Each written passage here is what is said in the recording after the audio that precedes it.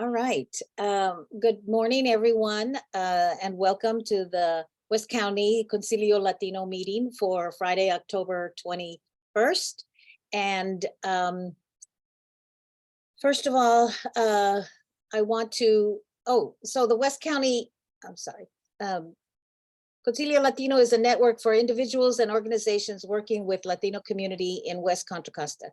Meets monthly to identify needs, share resources, information, and advocate for gaps in services for the Latino community at the local, state, and federal levels, and specifically address the needs of the monolingual Spanish-speaking community. Concilio partners with coalitions of diverse civil and human rights organizations to advocate and participate in activities, events, and movements toward social justice for all underserved, underrepresented, and targeted communities.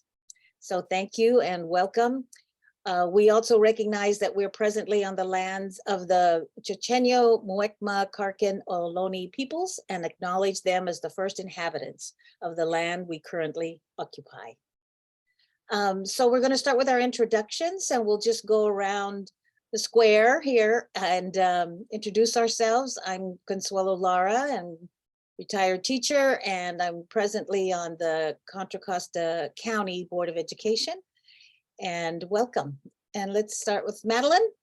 Go. Hi, I'm Madeline Cronenberg, and I'm here today representing the League of Women Voters of West Contra Costa County. And I'm your Zoom host. Great. Okay. And how about Kristen? Hi, I'm Kristen Persley. I'm with West Contra Costa Adult Education in the English as a Second Language program, and I'm also the Vice President of the Adult School Teachers Union. Thank you so much. Okay, and let's see, Lori. Thank you, Consuelo. Good morning. My name is Lori Cruz. I'm the director of the county's Department of Child Support Services, and I'm very happy to be here to provide some information about child support and how I hope that we can partner with your organization to provide better services to the Spanish language community. Thank you. And you just reminded me that when we met in person, we'd have a sign-in sheet with everybody's emails. So in the chat, if people could please put their name, their organization, and their email address, so that, because we used to trade business cards, but now we put our names in the chat. So thank you, Lori. And Sonia. Yes. Good morning, buenos dias. Sonia Bustamante, Supervisor Joya's office, Chief of Staff representing District 1, West County. Great, thank you. And Magdalena? Hi, good morning, everybody. I am the West County District Rep for Congressman Mark DeSaulnier, and I'm also the immigration caseworker here for our office. Great. Thank you so much.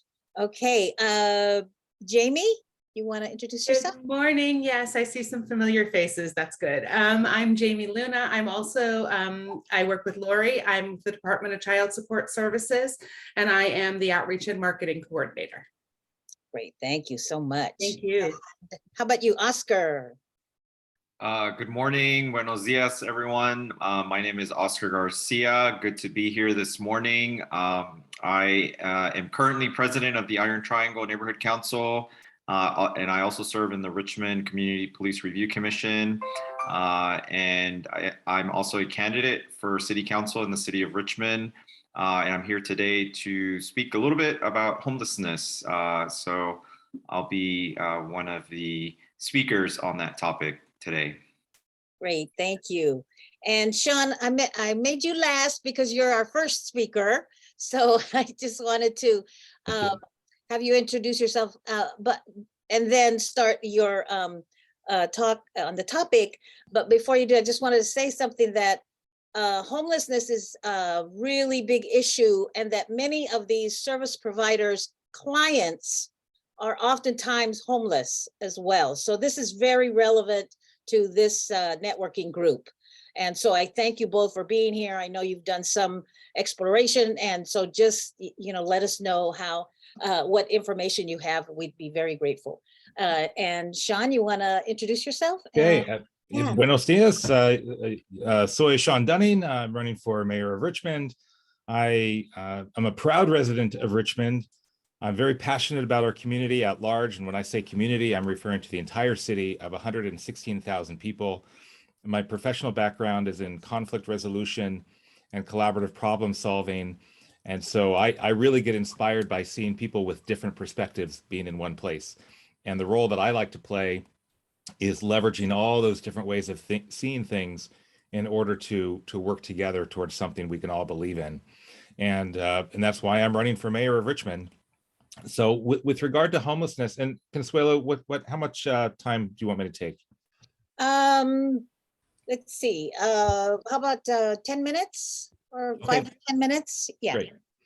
So you can't talk about Richmond and the issues here without acknowledging and really going deep into understanding housing issues and homelessness. And they're related, but not necessarily the same all the time. I should say that this is not an area of expertise career-wise, but in the last 10 months of really digging in deep to understand Richmond in particular, I have, some of you know my story. I've covered the entire city on foot several times now. I've run about 500 miles run because walking would take too long. And I've literally gone through every single neighborhood comprehensively. And that includes meeting with a lot of folks who are currently unhoused. And that was the Ryden encampment, which is now kind of shut down, but those people are dispersed and not all being taken care of. That includes Castro, which I think we all know about. And then many other little pockets of places where people just kind of want to be left alone and they're just trying to exist, and yet they desperately need help. And, places like behind Target, which has been abated several times, under bridges and, in the creek beds and just random places. And I should say, first of all, that my personal feelings and values about this are such that here in the United States of America, I feel like it's a crime against humanity that we have people involuntarily literally living on the streets or worse. And sometimes people will say, well, they want to. Well, maybe a tiny percentage of people just are choosing to do that. But the overwhelming reality is that these are stories that are tragic and yet don't have to be tragic if we could find solutions. And so, rather than just pointing that out and saying that we haven't solved it or that we're not doing great, this is one of the issues where I put a little time myself, actually quite a bit of time, into really trying to find out, well, what can work? And in collaborative problem solving, there's a theory, there's a practice known as appreciative inquiry. And some of you might be familiar with this. The idea of appreciative inquiry is that rather than putting all your effort into identifying what's broken and what doesn't work, you identify something that works. And sometimes we identify that by accident. But if you have an accident of failure and you study it to find out why, well, what happens if you have an accident of success? Perhaps you should also study that to find out why, and then promote it more widely. So I'm in the business of understanding what works in order to promote it. And when it comes to homelessness, I came upon an example, and I'm going to talk about this briefly, but I want to be clear that I don't think that this is a panacea, that it's the answer for everything, but nevertheless, a pretty compelling model, a couple of them actually, that seems to be relatively absent, and certainly in West County, in this area specifically. And I came upon this. I don't know, did anyone see the short documentary called Beyond Homelessness that focuses on San Francisco? It came out within the last year, and it's like 45 minutes long. And basically it looks at San Francisco in particular, but of course it's related to the region. And it looks at, essentially the failure of the housing first approach to homelessness. And housing first typically refers to this theory of that if you just get people housed, then everything else will fall in place. Like we just, first priority is get a roof over people's heads, and then we can work on everything else. Well, It turns out that all the money goes into that, and then all the services that many of your organizations and others provide don't get included in that mix. And moreover, those folks are now dispersed in all these different places. So access to these services is not always convenient. And so the study showed that in San Francisco, it just was failing abysmally. And the maker of the documentary ended up pointing out a program in San Antonio, Texas, called Haven for Hope. And I found it very compelling. Basically, if you look at 12 years ago, the rate of homelessness in San Francisco and San Antonio, Texas was the same level. And since then, we have more than doubled. I think if you take into account recent census data, I think maybe even tripled, and they've gone down. Well, that's a very compelling image. And so I found myself talking about this place and, pointing out that they have services that support basically anyone, regardless of what status they're in. So if someone shows up, intoxicated with a dog, okay, they've got a safe place for the night, and so does their dog. If they, are wanting to, ultimately get toward a different future that involves maybe job training if they're able, and permanent housing, this place will hold them and carry them through that process, a truly transitional process, until they're on their feet. And so I found myself describing this to just random people all over town when the topic of homelessness comes up. And it got to the point where I thought, wait a minute, it just doesn't feel right to keep talking about this without knowing it or seeing it for myself. So I flew out to San Antonio a few weeks ago and I was on the phone with the director a few times, and they set up a tour for me. And so I flew out there, and I got to tell you, it's for real. It is, now it does serve the county residents, just like anything here would serve the county residents. So you can't, unfortunately for people in California, if they want to partake in this, support, they can't just move there and show up. They do have to be a county resident. But I think as many of you know, the overwhelming majority of our residents who are currently unhoused are also from the area. I think it's 88% I've seen in some places. So in any case, I checked this place out, and I was absolutely remarkably inspired. I mean, there's no excuses. If you show up and you need help, they're going to make it happen. And that's everything from like a transition, like an emergency shelter, like right now tonight, which is they call the Courtyard program, which is more of a traditional kind of homeless shelter approach. A lot of beds in a dense area, but they have 24/7 security that are not just contracted out, but they're actually employees of the place. And they're all trauma informed, and they understand who they're working with.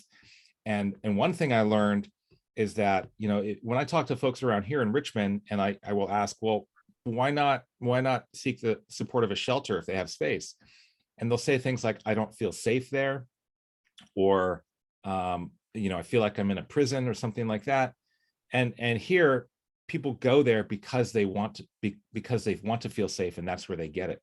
So they're safer there than on the streets. They have then a long-term transitional program where there is kind of dormitory style, apartment style. Their capacity is 1,700 people. And here's an amazing statistic I learned.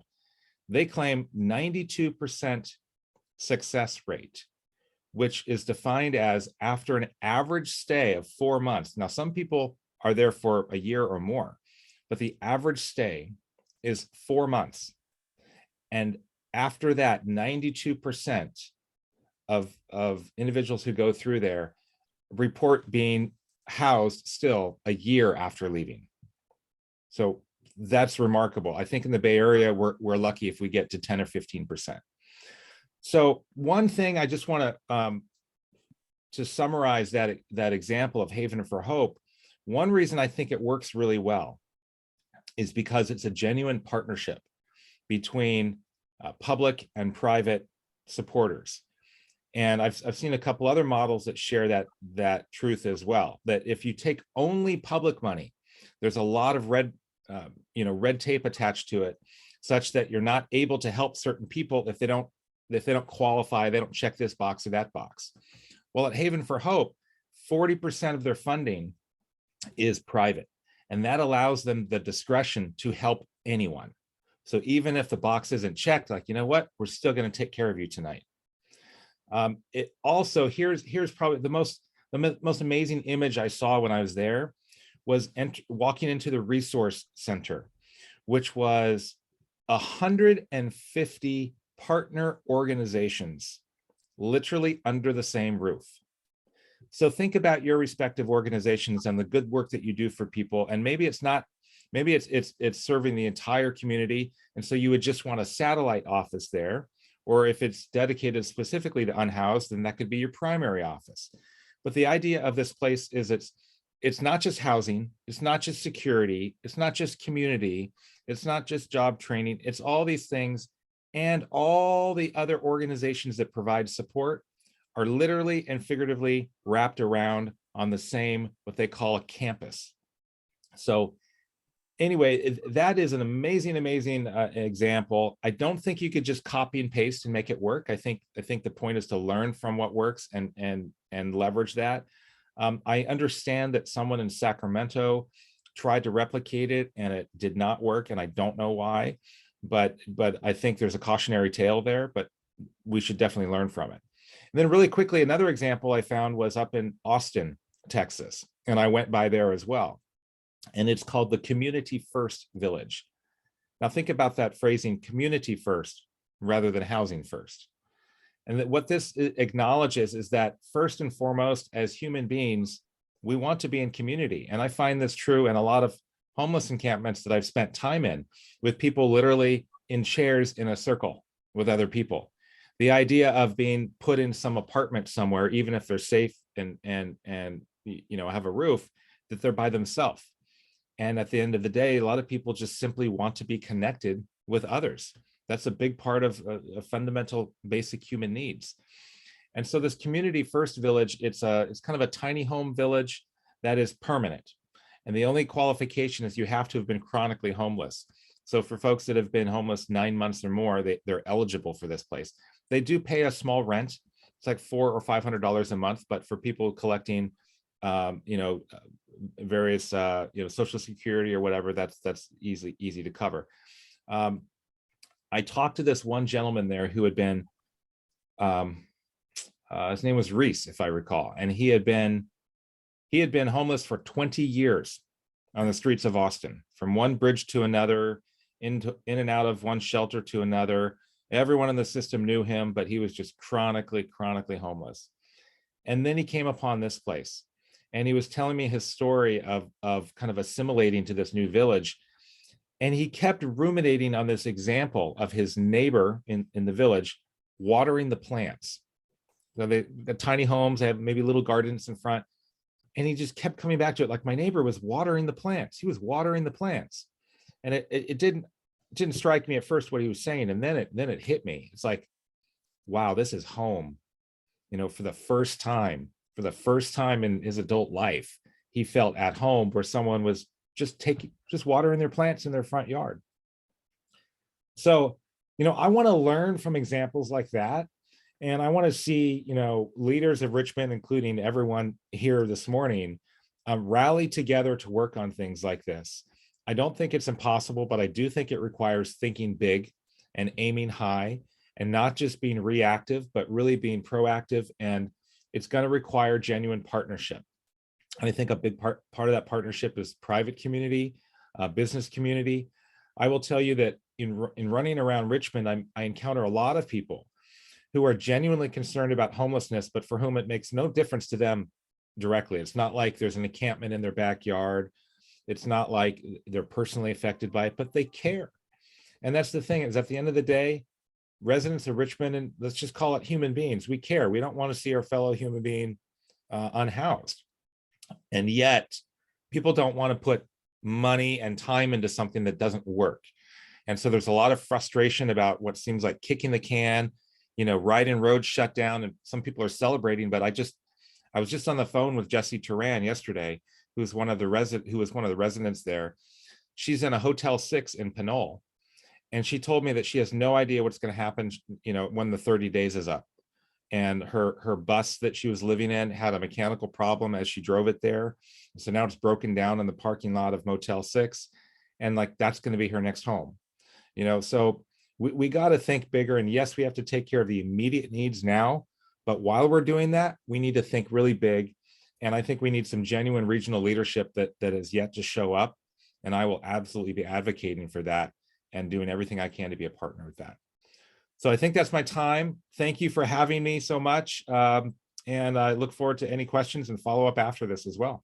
Yeah, we have to hold our questions and comments, which I have a lot, but until after, let's listen to Oscar, and then we can have a nice discussion about this issue. Thank you so much, Sean. That was Thank you. great. Okay, thank you. Oscar. Yeah, thank you, Sean, for going over sort of, some really good solutions there. I also agree with Sean that I think it's a huge failure of society that so many individuals are living in these type of conditions, and they definitely need, more of our community so that we don't fail them going forward.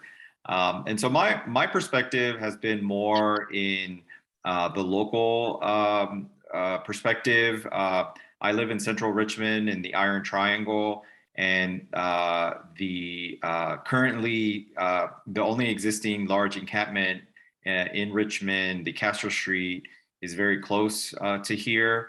I drive by there often. It's right off of the Parkway. And it's very sad. If you haven't, I highly suggest you drive by there, just from to hopefully motivate more folks to help the individuals that live there. I've been involved as part of the Iron Triangle Neighborhood Council in addressing not only the Castro Street encampment, but encampments in general in the area. And one of the common themes or one of the issues that keeps popping up, and Sean alluded to it, is for some reason, Richmond has not been able to steer these individuals to the services that they need, whether it's needing that deposit to to be able to rent an apartment or a house, because a lot of these individuals actually have jobs. People don't realize that they have jobs, and they are just not making enough to be able to have their own place. And then there's also the folks who have mental health or other substance abuse issues that need treatment before they can be productive individuals. And I have been made aware of models in nearby cities such as Berkeley, where the individuals are steered more actively towards these services that they need, and they have had some success. And like Sean said, it is a regional issue. And I think Richmond would benefit from coordinating with cities such as San Pablo, El Cerrito, and other nearby cities, because it is a regional issue. And if all it takes is one city being inconsistent or more flexible, and it results on these individuals, sort of concentrating there. And unfortunately, in many cases, their situation ends up getting worse, whether it's the substance abuse or the financial issue. So that's one thing that I definitely have seen a change recently, where I think the city is more actively working towards steering people to the services that they need. And the state and county have been helping a lot. Recently, the state awarded the Castro Street encampment a $4.8 million grant to help those individuals. And that is a lot of money that I really hope gets implemented correctly, because as Sean says, you know, it could easily fail as well, no matter how much money you pour into it. If these individuals are not getting the services in a way that works for them, it could be a wasted effort. So where that program or where that grant stands is the city has hired a consultant to essentially look at ways and look at the services, and they're actually looking for individuals who are interested in giving input and or volunteering. So it's in the early stages, and they want to make sure that they get it right. And that's one thing that I'm definitely monitoring very closely, because there are implications if we don't get it right. The nearby neighborhoods have to deal with a more crime. And then obviously the individuals, you know, in most cases, their situation will get worse. So I think, you know, staying focused on steering them to the services they need is the key. And I think we can't lose focus on that, because, you know, all the money in the world is, you know, we could still fail if it's still a well-funded effort. And I do know that the county has been pretty active as well. Several folks, it's my understanding from Write-In, were even housed in places like Pittsburgh, where the county has bought hospitals or a hotel to house homeless individuals. But I really hope that our regional leaders come together more on this, because Richmond just can't do it on its own. And one thing that also is of importance to the neighborhood councils here in Richmond, not just in the Iron Triangle, is sort of equity around how they're housed and how the services are provided. And so what I mean by that is it's very, too often our leaders are quick to want to house the individuals in the poorer parts of town. I'm just going to be honest. And, you know, this is an issue where everyone, you know, we all need to show our community. Richmond, Central Richmond, or the Iron Triangle already has the wonderful Bay Area Rescue Mission and GRIP, both amazing locations that help folks through temporary or long-term housing issues. And then, you know, to add on more to that, you know, it adds a burden to a community that is already under-resourced. So that is, you know, also an area that we're monitoring, that, you know, we all contribute to the solution and not just certain parts of Richmond.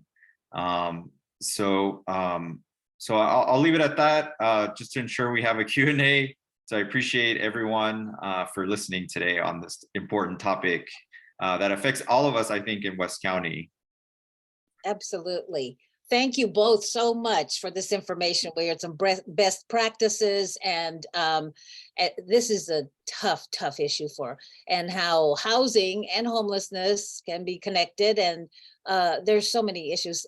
Please raise your hand or just join in if you have a question or a comment at this time. Anybody?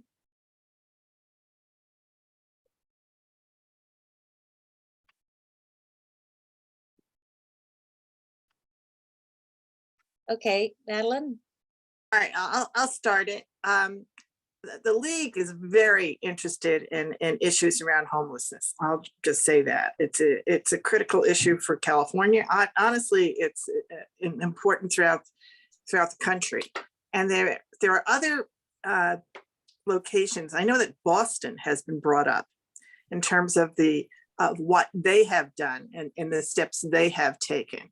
And so I think when we look at whatever the process is going to be that Contra Costa County uses, I think that they want to be far-ranging in looking at places for possible solutions. The other thing I wanted to bring up is that I believe the League of California Cities, and maybe Sonia knows about this, is putting forward has done a task force on homelessness and was coming forward with their solutions. Are you aware of that, Sonia? No, I haven't been engaged with that. So I think that's another thing to look at. I get a lot of mailings from a lot of people, and that's one that I get. And so I think that what's happened maybe is everybody's pretty siloed, even in looking at the possible solutions. So the broader we get, we know a lot of things that don't work, right? That's one thing that San Francisco can speak to. And what we have to look at are the things that do. And the main one is, I think, figuring out how to provide services at the same place that you're providing the housing. That's really what support looks like, right? And what we're seeing is people who are getting the services separately. And I know in the school board world, in this, there are, for years, there has been a line item for in school district budgets to services to homeless families. That's a stunning fact just by itself, right? And that I don't want to, I know am I criticizing how it's done, but I will say I think that too is very siloed. And the answer is more in finding additional services and having those services available. So that's all I wanted to say. If I could just comment very briefly, I would certainly acknowledge that there's probably a lot of work being done out there that we don't know about. And I don't want to presume to say, oh, look, we just need to do what they do in Texas. Yeah. And yet I don't know where the leadership is, and I talked to John Joya recently, and he said, oh, you know, Sean, why don't you talk to some people in my office who also went and looked at the Texas place? And I said, okay, let's set it up. I'd love to talk to them. But my thought bubble at the moment was like, John, like, where's the leadership for bringing people together on this? We should all know who's doing what. And I mean, it would not be, you know, like to your comment about the League of California Cities or whatever, you know, if someone is doing work, put out some press releases, let us know, because the feeling I'm getting is it's like scattershot and siloed, and like, you know, so to me, it's a leadership challenge more than anything else. Yeah, I mean, I find that even, you know, the League of Women Voters will try. They will do what we will do what we can do. But even in our leadership, when I talk to folks at the state or I'm very involved in doing these webinars, and also at the Bay Area level, it's very hard to find someone who you can bring in who can speak to a regional approach. I mean, the basic fact is there isn't anybody, as far as I can see. Thank you both. Okay, Sonia Bustamante. Well, I just want to thank you both, Sean and Oscar, and you know, Concilio, for bringing us together on this discussion, and for the energy and enthusiasm around just, you know, discovery and inquiry to understand sort of what is happening, what other models are out there, what can we bring here, and, you know, seeing yourselves as leaders in this discussion. I think we need as many people as we can, you know, bringing everybody together and bringing bits and pieces of information together to all put our heads together. I want to say a couple of things, because I've heard some comments, and I think we want to make sure that we just acknowledge that there has been, thank you, Sean, for saying that, a lot of work around addressing housing and homelessness. And there's a lot of, I think there's disagreement on the appropriate approach. Our county health department and our homeless services, Lavonna Martin has been studying this. This has been her career focus. She is in on nationwide discussions among those who are most steeped and studied in addressing homelessness across the country, internationally, looking at the best models and best practices, and she brings them back to the county. I think the challenge and the struggle often is that, you know, there's both political issues, and then we deal with I think Oscar kind of hit on this, which is equity among site locations. So oftentimes, we've had many discussions with the city of Richmond about where to put housing with supportive services, because that is the model. Our homeless services department has really pushed that model, that is the most important and most effective, cost effective, and effective in terms of success. And sometimes there are leaders who don't totally trust in that process.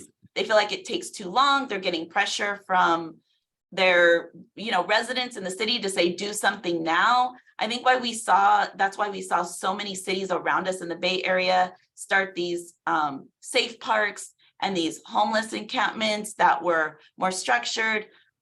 And our health department has said many times, like, we don't see these models as the most successful, because what happens is that you invest a lot of money in a site that doesn't have any infrastructure.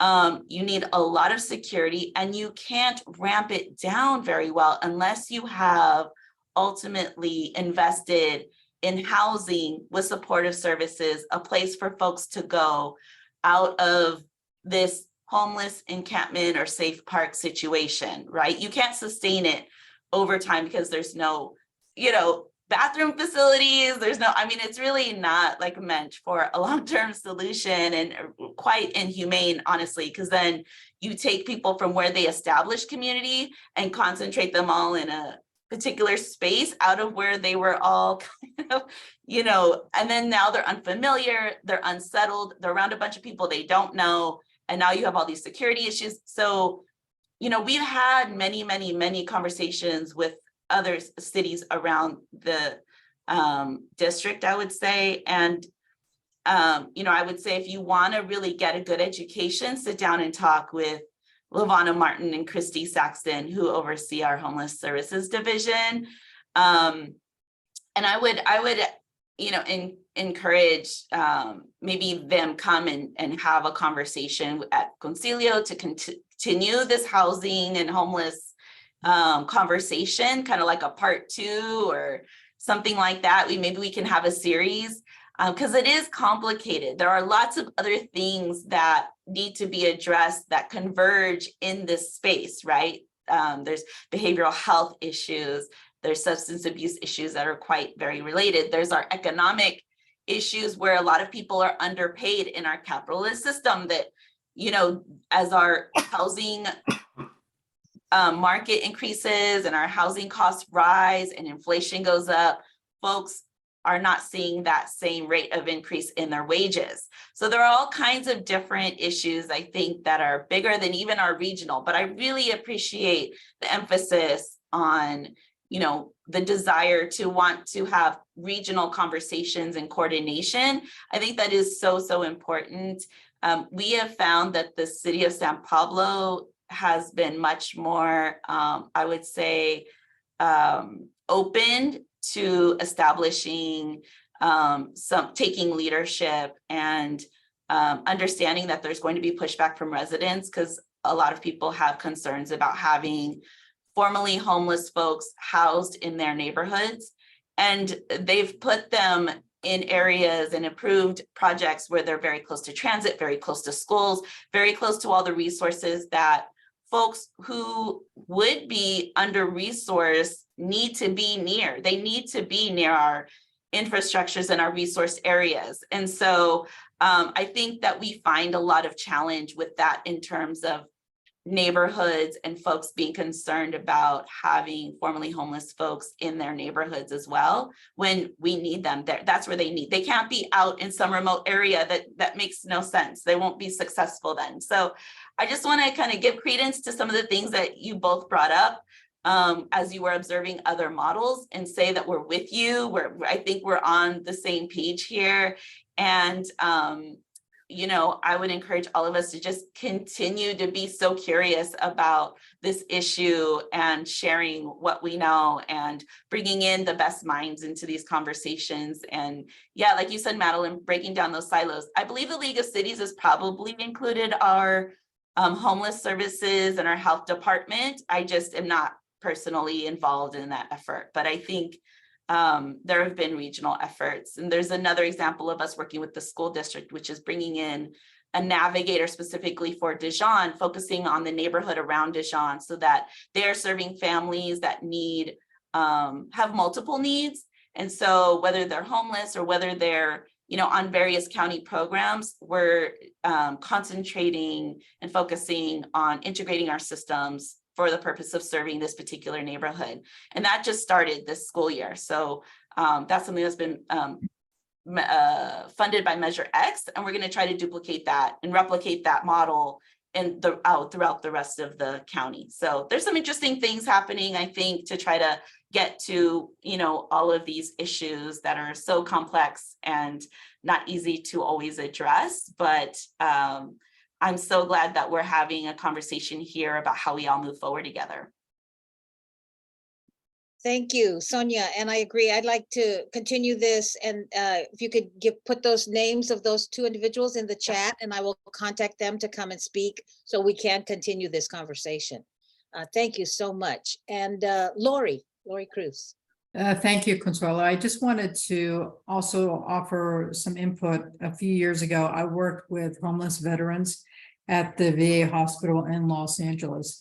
And what I found, which corresponded with some federal research, is that I think it was the third most prevalent reason why veterans were unhoused is because of child support challenges. So I would have to imagine that for the larger unhoused population, that child support also plays a significant role, unfortunately. So what I would like to offer is having child support have a seat at the table and see where we can work with you either in a one-stop shop or in meetings or some sort of case management services that we can offer. I think that we can be a positive effect in what you'd like to do for your communities. We just need to know where to go, and then I think that we can help you out. Great, thank you so much, Lori. And I don't see any other questions, so maybe we can go ahead and start with you, your presentation. Thank you, Consuelo. I am going to share the screen if that's okay. Yes. Okay, and also I just want to introduce myself. Again, I'm the director of the Child Support Services Department in the county, and my colleague Jamie Luna is also here today. She is our outreach coordinator extraordinaire. So she will also be participating in the presentation.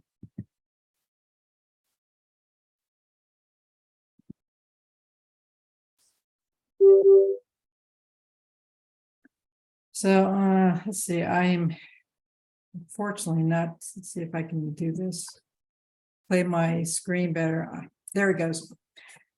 So here we go. We are the Contra Costa County Child Support Services, and really the reason why we have children as on the screen is because our focus is to ensure that the children and the families that we serve have really positive outcomes throughout their lifetime. So children are always at the focus of what we're doing. This is our program mission. What we're trying to get to here is that we want to work with parents. We want to work with our customers to help them ensure that their children receive emotional, financial support that they need, again, so that way they can experience positive outcomes throughout their lifetimes. So what we're trying to show you here is that we've changed in the 70s and the 80s, even into the 90s. Most of the child support offices in the state were managed by the local district attorney's offices. And because of that, they all had a law enforcement perspective.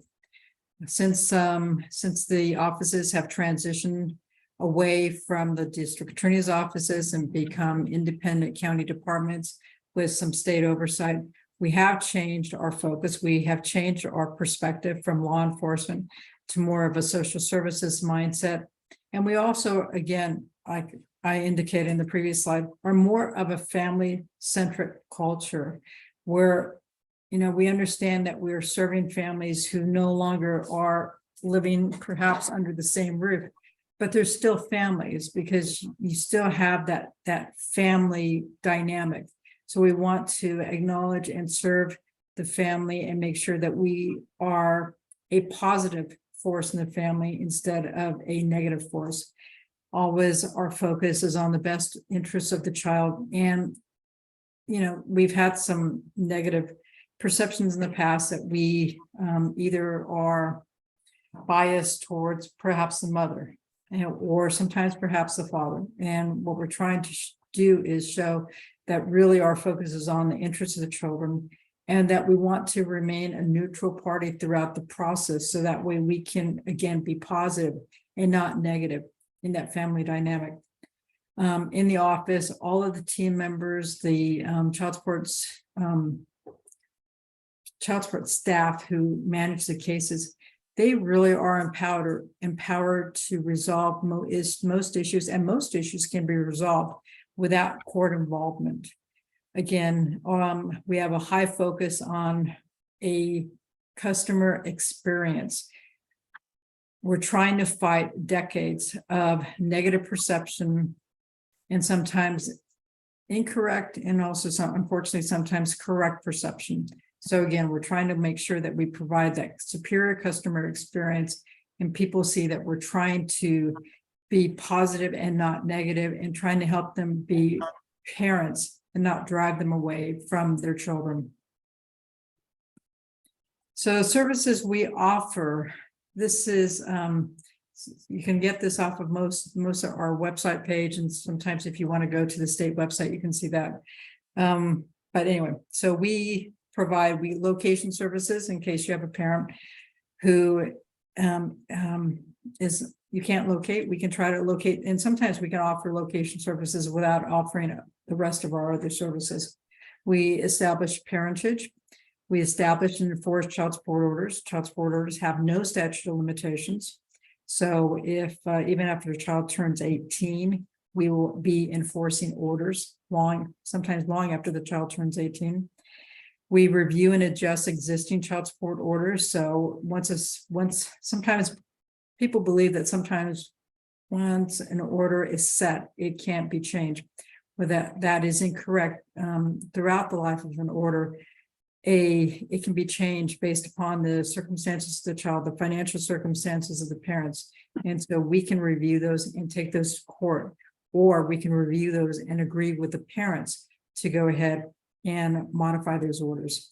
And then if a party has a spousal support order, as long as there is an active child support order, we can enforce those as well. And most of our services have an annual service fee of $35 if a parent receives in any calendar year up to $500 and they're non-assisted, then we would charge that from the first collection, $35. Again, for most cases, they're not charged that amount. And one of the things that I forgot to add on this page is that we do in the office, we have a Spanish language team who we have tried to ensure that they can provide culturally aware case management services. So what I mean by that is we want to make sure that the Spanish language child support team has the ability to provide that specialized case management to our Spanish language participants, knowing that sometimes they need to form that relationship before they can trust that governmental agency. And so we try to give that team, hopefully they have a lesser caseload, so that way they can spend more individual time with the parents that they serve. So steps to a child support case. We receive our case opening applications either through an online application, and the state recently implemented a very simple online enrollment process that you can use from a mobile phone. It takes about 15 minutes to open up a case. We also receive our case openings from paper applications, and then we receive referrals from the Department of Employment and Human Services. What information do we gather on a case? Again, we have to locate parents, we have to locate income, but most importantly, we try to work with both parents to get their input so that way we are creating and putting in place the most accurate order that we can. We don't want to have an order that's based upon incomplete or worse, no information. We want to make sure that the parents, we get their best information, but also importantly that we're working with them so that way they have faith in the order that is being put in place. Child support orders, again, a typical order, whether you stipulate to it or a court orders it, it will always establish parentage. You cannot have a child support order without having parentage and parental responsibilities determined. The child support order, some of those factors that go into determining it are income, parental time share, depending upon how much time one parent spends with the child versus the time that the other parent, that child support order can be reduced dramatically. We will cover health coverage and health coverage costs in a child support order. If a party has a hardship, if they have other children that they're supporting, if they pay union dues, if they have any sort of required deductions from their paycheck, those can oftentimes be calculated in the orders and very often reduces the amount of the order. Again, part of the order will cover health coverage. And then additionally, the order could cover childcare that the other parent paying. Sometimes if the parents have determined that the child, they would like the child to attend private school, those costs could also be included in the order. After a child support order is in place, what happens? Well, the first thing that happens is what my office will do is explain the order to the parties. We want to make sure that people do not walk away without knowing what happens. Oftentimes, especially when they're in court, it can be a challenging, anxiety-producing event to go to court. So we want to make sure that people understand what happens. We try to explain it in court with our attorneys, and if not, then afterwards when the caseworker receives the order. And then we set up accounts, and shortly thereafter, after the accounts are set up, an income withholding order will be sent to the other parent's employer to request that the employer start to withdraw the amount of child support order from each month's paycheck. We have other enforcement actions, as I'm sure you've heard. Either they can be tax offsets, or there can be a hold on a driver's license or other professional license if there are any sort of back arrears in place. One of the things I wanted to make sure I highlighted for you today is our distribution of payments. For probably the last 20, 25, 30 years, when a family had any sort of assistance, all those arrears would go back to repay the government. Beginning in January 2023, any back arrears that are owed to a family who used to receive assistance but no longer receive assistance, those back arrears will now go to the family. They will no longer go to recoup the government. That's a change that California put in place through legislature. Governor Newsom signed that legislation in June. So that's something that will be happening very soon. Another very, very significant enhancement for the state of California is we believe what will happen in January 23. I think the legislation, which is signed in September, is that current support will, no matter whether a family is a sister or not, it will go to the family. It will no longer go to recoup the state of California or the federal government. And the state of California has made a significant, they have put significant dollars into this because the federal government is not saying you don't have to recoup us. So in order to do this, they have to go ahead, the state will have to go ahead and recoup the federal government. And it's also telling the counties, counties, we know that you get a small amount of recoupment too, and most counties include in their general fund budget. So the state is making a promise to go ahead and keep the counties whole, at least for that next budget year. So I can see that the state is focused on making sure that families have that financial stability that they need. And again, this is highly sensitive, just a huge improvement in child support world. Okay, so change in circumstances, again, review and adjust. Want everybody to know that an order can be modified anytime there is a change of circumstances for either the child or the parents. One of the things that we do is we provide accurate accounting. That's one of those factors that I believe is especially important for parents, is they don't have to keep track of the support themselves, that we can have that accounting and we can provide that accounting to the parents anytime they ask for it. And the case, again, there is no statute of limitations, child support arrears. So the case will only be closed once a balance is satisfied or at the request of the person receiving support. So benefits of working with child support. Again, we are a neutral agency. That is our focus. We will maintain financial accounting for both parties. We provide no cost genetic testing. We'll review the order to ensure that it meets the circumstances for both parties. We enforce it until it's paid in full. And also importantly is we do not share enforcement with law enforcement unless a child's well-being is at risk. Possible barriers. This is where I want to make sure that we have sometimes when we can provide those in-house case management services, these barriers are not so significant. So driver's license hold, as I've discussed, commercial license, sometimes the current support is too high.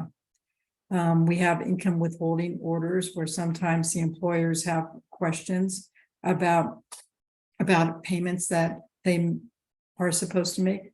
And very rarely we have times where an employer just doesn't know what to do and they don't withhold that amount. And then the party has 2, 3, sometimes 4 months worth of back arrears due to no fault of their own. So those are issues that we can deal with the employer.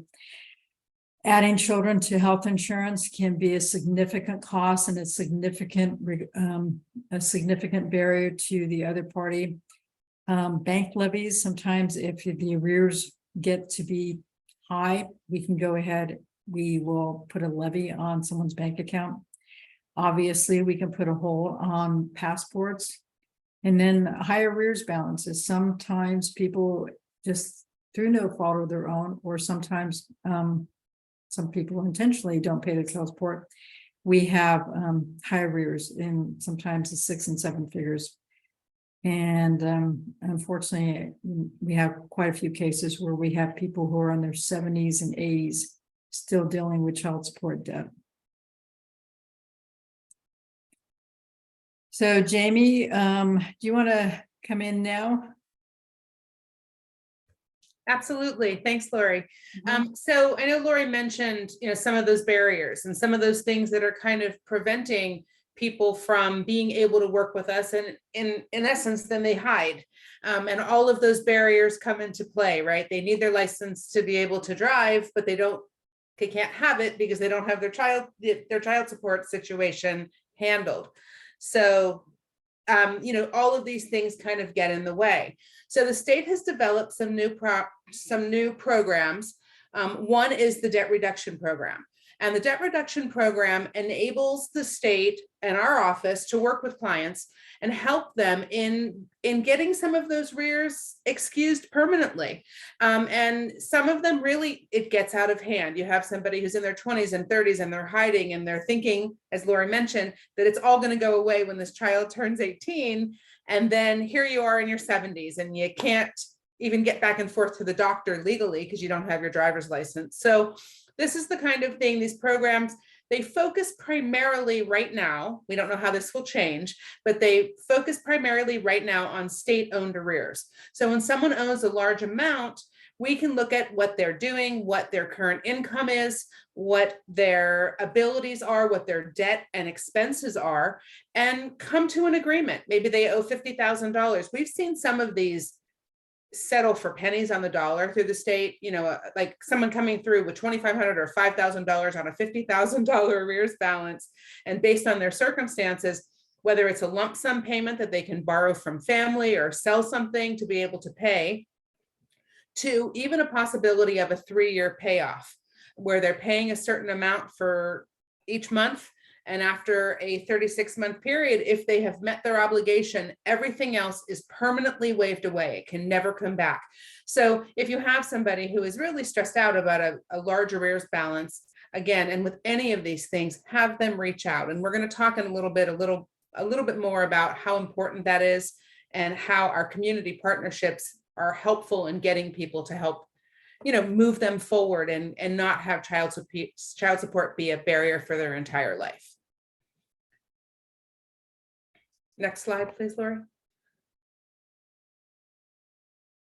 Trying to make that happen, Jamie. Okay. You should be able to just hit enter. Right? Yeah, I know. It's not Not working. cooperating. No, Sometimes the arrows, I use the arrows sometimes. Yeah, the arrows can work too, either down or right and left on Yeah. the keyboard. Yeah, I can't It's even just find my frozen arrow. in time. I think it's frozen. Okay, well, I know what the next slide is, so I can. I'll try to fix it in the Yeah, meantime. you do it while I'm talking. So another thing that people are not aware of, and this is more for if you have somebody that is involved in what we call family reunification. If foster care exists and a child is taken from a home, right now, the goal is primarily to get the family reunited. And something that is very unknown, even to our own social workers that deal with foster care, is that there is an actual law that prevents child support from collecting current child support if the person is actively involved and fully in compliance with their family reunification plan. So we are working very hard because we are often a huge barrier here. These folks are being asked to seek domestic violence classes and to be in drug rehab situations that sometimes limit their ability to work on a full-time basis. They're asked to provide homes. So you have a homeless person who wants to be back involved in their child's life. They have a requirement to have a stable place to live. And we're taking child support from their maybe minimum wage job. So it's vital that we know what's happening so we can make an adjustment. And I will give an example really briefly, but I had a gentleman, I am highly involved. I know that I believe, I can't remember who it was mentioned it. It might've been Oscar, the Bay Area Rescue Mission. We had a gentleman who was in the Bay Area Rescue Mission. I work very closely with them. I also work very closely with Homeless Court in Contra Costa County. And we had a gentleman who came in and he was trying to get his life on track. And he needed to provide, because he had stepchildren in the house, his half that were half his child who was trying to get back siblings.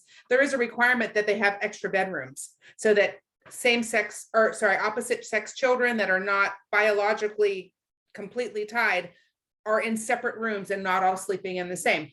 He couldn't afford it because we were taking child support.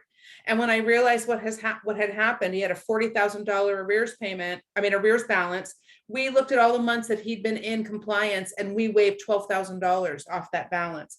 And that's just because we didn't know. So I am working with some of our partners to try to create, a communication network where we know as soon as they go into family reunification. So we stop it immediately. So it's not an additional hardship for them to be concerned about. So I think the biggest thing is, how do we make this work? As we're talking about the homeless community, for example, or we're talking about the Latino community, or we're talking about any group that is seeking services within Contra Costa, is how do we work together? Because we tie into everybody's caseload.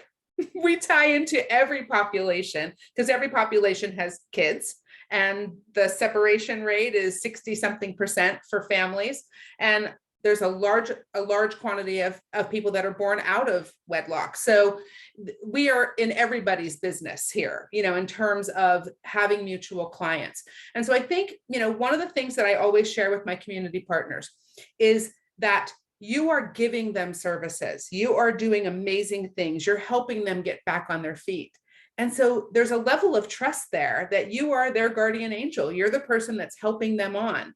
So if I can connect with our community partners and have them understand that we really want what is best for these families and overcoming the stigmas of decades ago, is that if you trust us, they trust us. If you establish a relationship with us and you can reach out and ask me a quick question and I can give you the guidance you need to get them down the pathway and hook them up with their amazing caseworker and they have a good experience, and you can say to them, oh, I've sent 3 people there and everybody had a great outcome.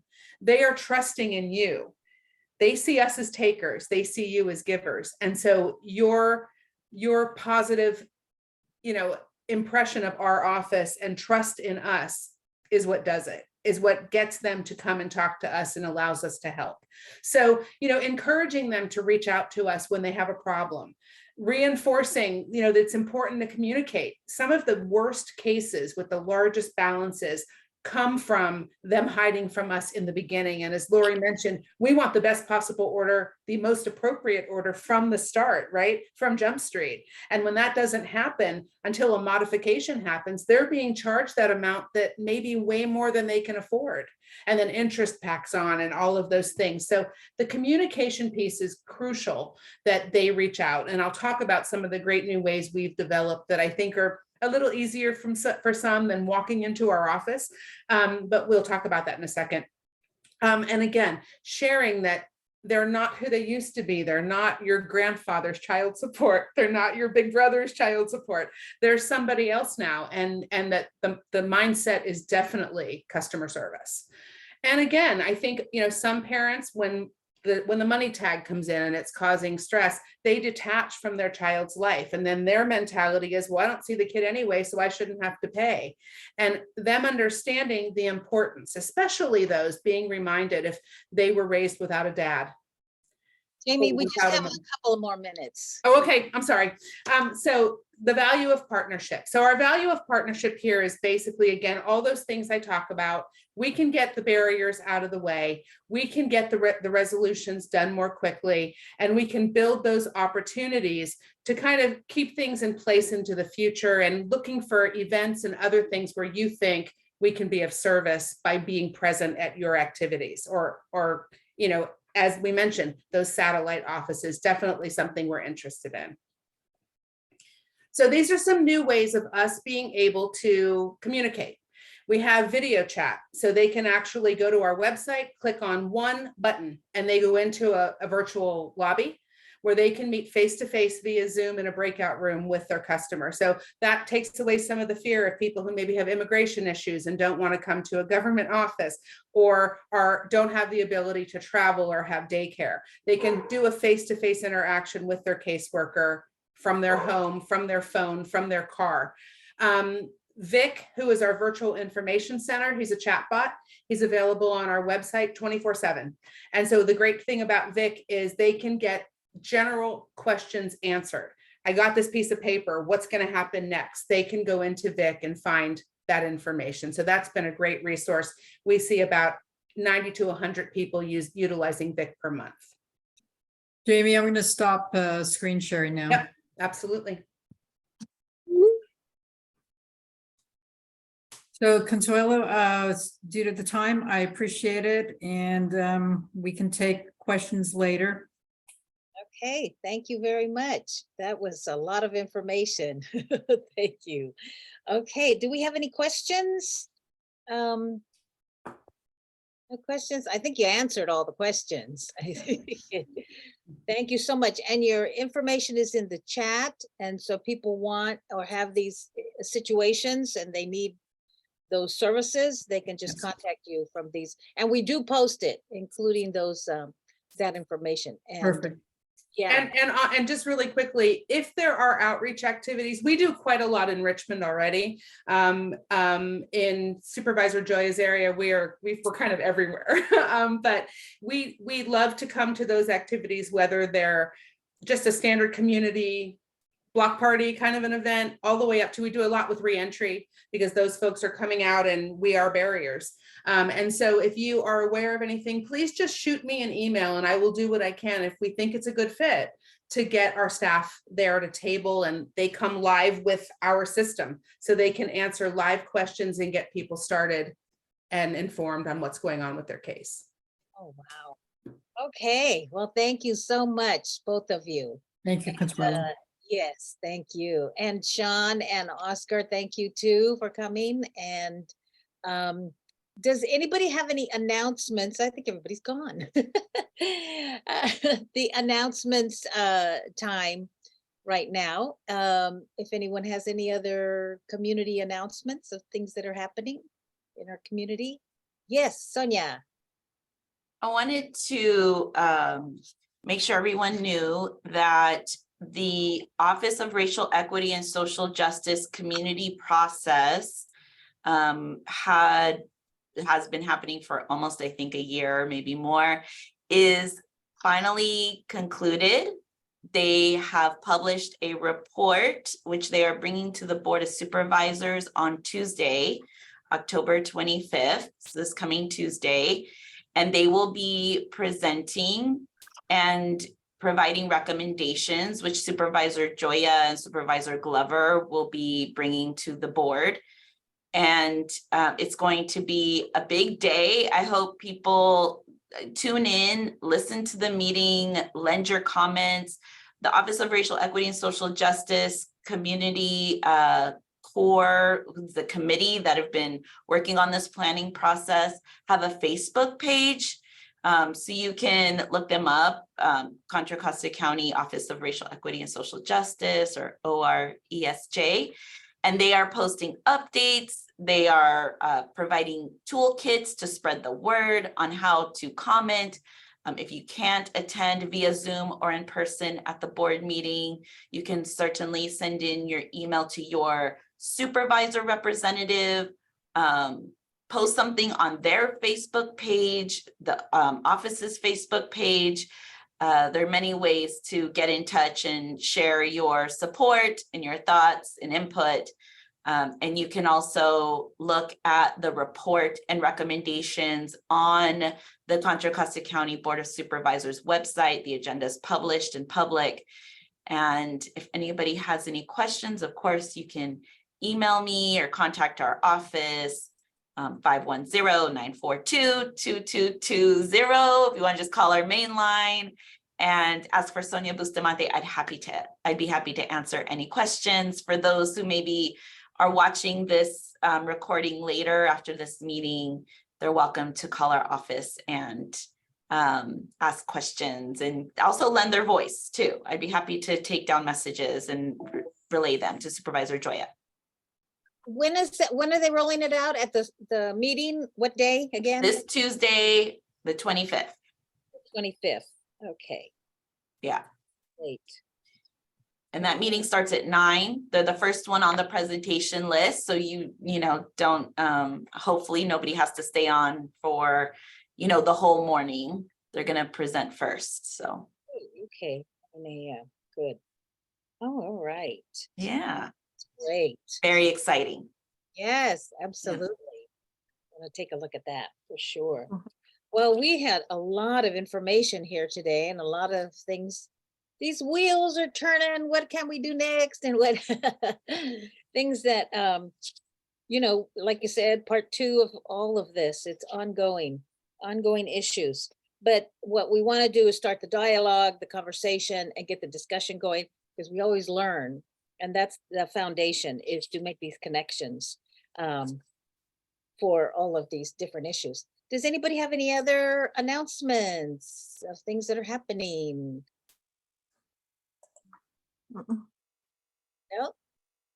Okay, then I think we're done for today.